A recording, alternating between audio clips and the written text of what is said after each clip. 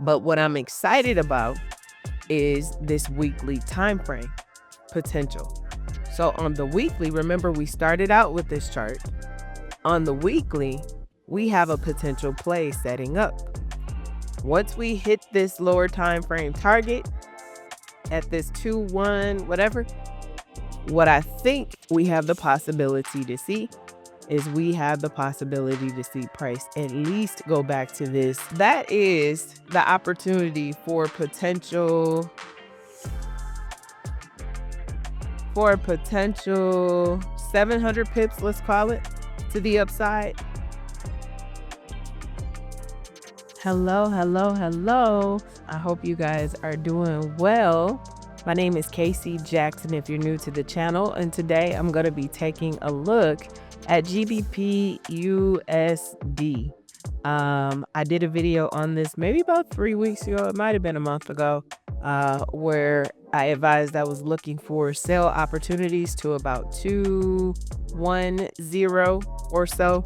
I also gave a shorter term play as well, but I want to revisit this and mark this up from start to finish. If you are brand new, I am a heavily based fib trader. I don't use a lot of indicators. I really use market structure, fib. I will use the stochastic RSI to show me volume in the market and what's happening.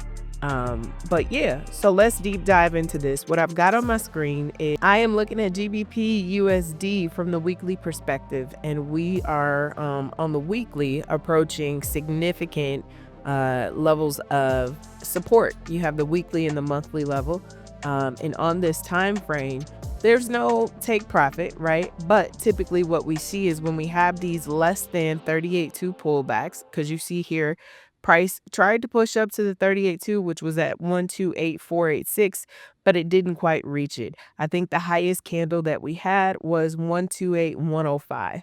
So a lot of times when we have such strong momentum in the market in one direction and we make barely a pullback and we continue down, we often see price stall at the 118.127. A lot of times what we will see is we will see price push back up at least to the 38.2 before completing out the sequence. Okay. And so what I want to do today is walk through you with how I arrived at this analysis and how you can do it too. So we'll start from a clean chart.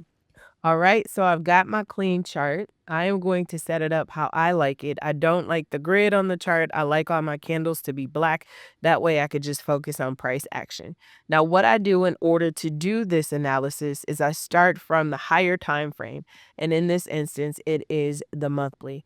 And what I do is I go through and I identify my levels where there are high probability, or where there is high probability that price could potentially reverse. And so to find those areas, I go through, I find my swing highs and my swing lows. If you don't know what a swing high, swing low is, I strongly encourage you to attend the no cost mini course. That way you and I can be on the same page of what I'm talking about. All right. And so I am going to do all of this manually first. The platform that I'm using allows me to take a tool and to make sure that what I've identified is correct, or at least that's how I like to use it. I don't like to use it in advance of trying to identify these things on my own, because who knows, I might not have access to this platform always. And so you see, I selected smart resistance and smart support. They showed up as black lines, and the areas that we've chosen are what the system has chosen too. So I'm going to turn this off.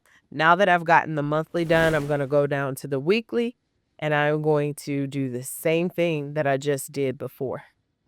I'm going to identify my highs and my low areas where price has the potential to reverse. Now I'm going to change the color so that when I log in while I'm on the go, I'm able to quickly and easily recognize when I'm at these significant zones. And so I think I've got a level here as well. So I'm going to double check, just turn my tool on, smart resistance. It appears as though we've gotten the levels. I didn't get these up here, so I'll add these as well. And if you get this software in this program, it is smarttrader.com. If you get it and you don't have all the levels I have, that's fine. You don't need all the levels I have. I just have a larger package that allows me to see a little bit more. So I'm going to double check the smart support and we're good. So now that I've done that on the weekly, I'm going to go down to the daily. And I am going to identify my daily levels, the same thing that I just did. You know, trading is hard enough as is. I try to keep things as simple as possible so that I like easier, if that makes sense. Like, it's hard enough. We don't have to make it super complicated. That's the reason I don't use a lot of indicators. For me, it never really clicked and made sense. For some other folks, I have a cousin who that's all he uses is indicators. So different stroke for different folks. You got to find out what works for you and roll with that. So I'm just looking. I want to make sure I don't. Oh, I do. Okay. So I have a level. I wasn't sure if this was on the same thing. Okay. So we're at a daily level now. I'm going to go. Let me make sure I didn't miss that on the weekly. Nope, I didn't. That was on the daily. Okay. So now I'm going to go to the 4-hour and I'm going to do the same thing again. Kind of boring, right? Kind of boring, but it's fun because you're hunting for setups. At least I find it fun. I'm a little bit of a nerd, so it's all good. And ideally, you want to start where closest to where price is. I know I did this backwards because all these levels may not even be necessary right now. As price approaches these areas, it could be necessary, but for right now, we're so far away, may not need that. All right, so we got a level here and here. That's tight. And then we got a level. Is that 1 or 2 candles? That's 1. So I got one here. All right, I'm going to double check, make sure that my levels are correct. So our resistance point, see, I was all the way up here. I didn't even need to be right now, but it's fine. I'll leave them as is. And it looks like I missed one level here on the 4. I got that. Did not get this. So I'll add that in there and then I'm going to turn it off and I'm going to turn on the smart support. And we don't have any 4-hour smart support. So I'm going to turn this off. Now that I've identified my levels, right? We put all these lines on the chart. You probably like, girl, what's next, right? So what I'm going to do is I'm going to go to the higher time frame and I'm going to pull out my fib tool. And so the trend has been moving to the downside, right? So I am just going to click from the highest point and theoretically, there's an active fib on the higher time frame, which is the monthly, for price to travel down to 91826. Now, obviously, that's a historic low. I don't even think price has been there since they started logging this on the computer in 1993. And so I am going to delete this because while that's relevant, what it does tell us is like our North Star, right? It tells us the direction that price is moving in. But what's going to be useful to us is figuring out how do we capitalize on the direction that the market is moving in now. So I am going to deploy my fib. I'm going to deploy it both ways. So I click to the downside. That really doesn't show me much. But I want to click to the upside to see where we are moving to the downside relative to this recent upside movement that started in 22. So I click below my last low. And what I see is that we are approaching a level of daily resistance, right? Also monthly and weekly support. I said resistance. I meant support. Daily support and monthly and weekly support. And then we're also moving into the 78686 zone. Okay, good information to know. This is the weekly, right? So let's move down to the daily. So If I try to deploy my fibs from what happened all the way back in, what is this, January of 22, it's not going to give me any relevant information. All the fibs, like that doesn't tell me anything. So what I've got to do, because I know the overall fib structure on the higher time frame, I've got to drill down to my lower fibs, my smaller fib time frame. So I want to look and see, where are we relative in this leg of price. So I'm going to click above my last high, and on the daily time frame, what we have is an active fib to the downside. So how I know it's active, it's still red at the top. Like, see how this one is white? It's white because it's completed. It happened, right? So I have my A high, I have my B low. We have price pull back, form weekly and daily resistance at the 50% fib line. And so all of these colors in between A and B match up with the colors outside of A and B. So these between A and B, I like to think of as my retracement levels, so entries, right? Everything outside of A and B are my take profit levels. And so theoretically, because price pulled back to a red level, theoretically, we anticipate that price will take profit at the red extension, which puts us at the 121070. So I think price is still moving to the downside because we have not hit the D extension on the daily time frame. So what I'm anticipating to see, I don't know if we'll see a move to the upside a little bit next week. So I could see, price coming back, testing this 4-hour resistance level and then pushing down. But what I'm excited about is this weekly time frame potential. So on the weekly, remember we started out with this chart. On the weekly, we have a potential play setting up.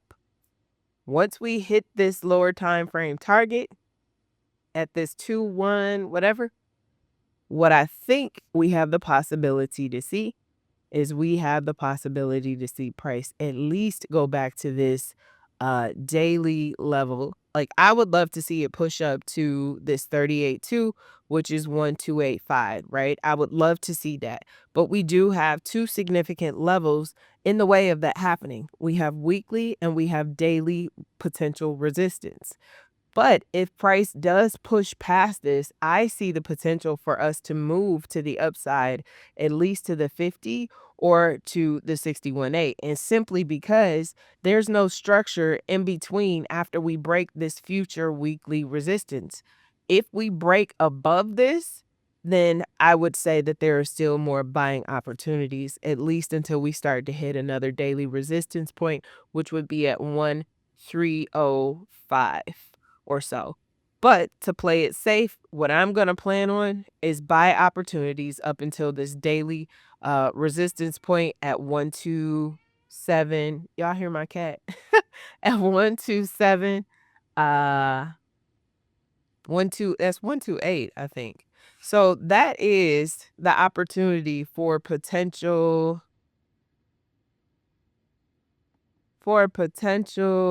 700 pips, let's call it, to the upside. And then if we do break above that 38.2, you're looking at the potential of almost 900 pips. If we get to the 61.8, that's over 950 pips to the upside. So I am preparing for buys. That's what I'm going to be looking for. And if you look at the stochastic RSI from the weekly perspective, also daily perspective, you will likely see that price has been oversold, right? And so this, combined with the fact that we are approaching significant key levels, is what we call confluence, which starts to build my argument as to why we may see price reverse.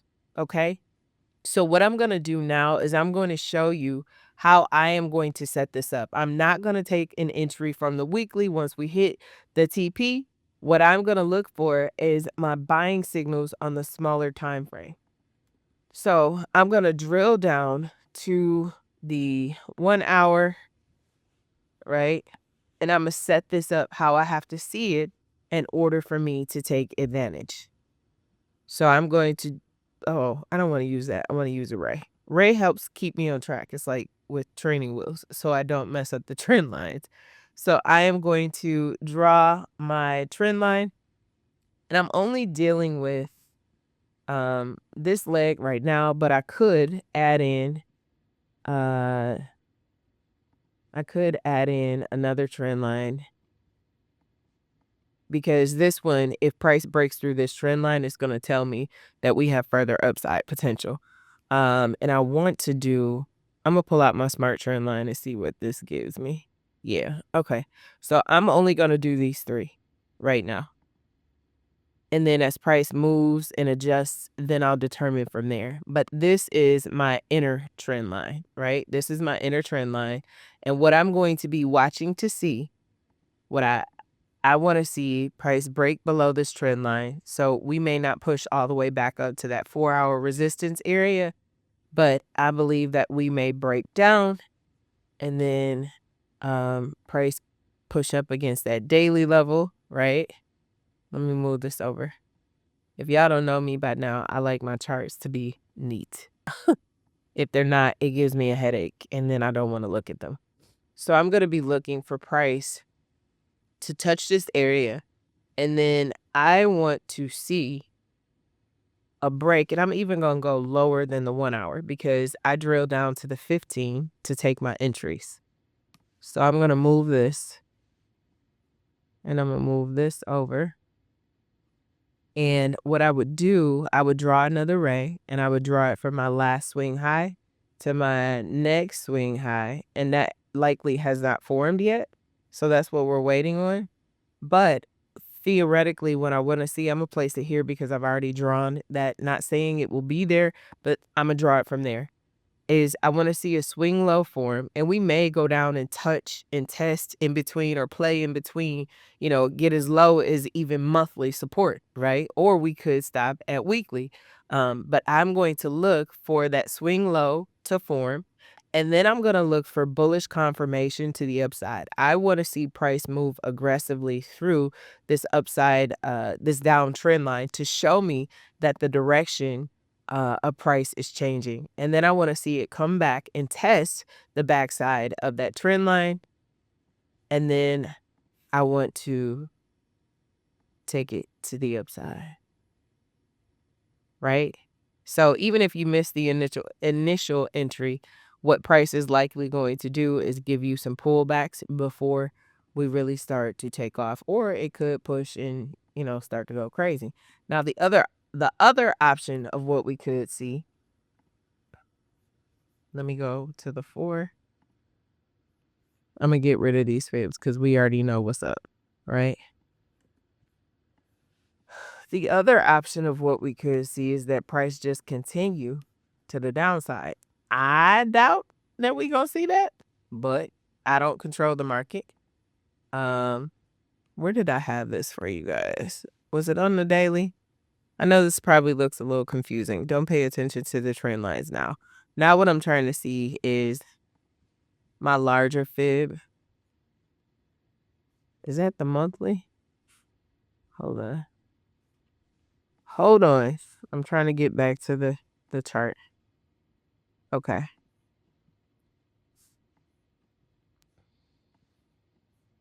Okay, this is what I wanted to show y'all too. So, this is the same play, right, to the upside. So we are approaching a key level right now.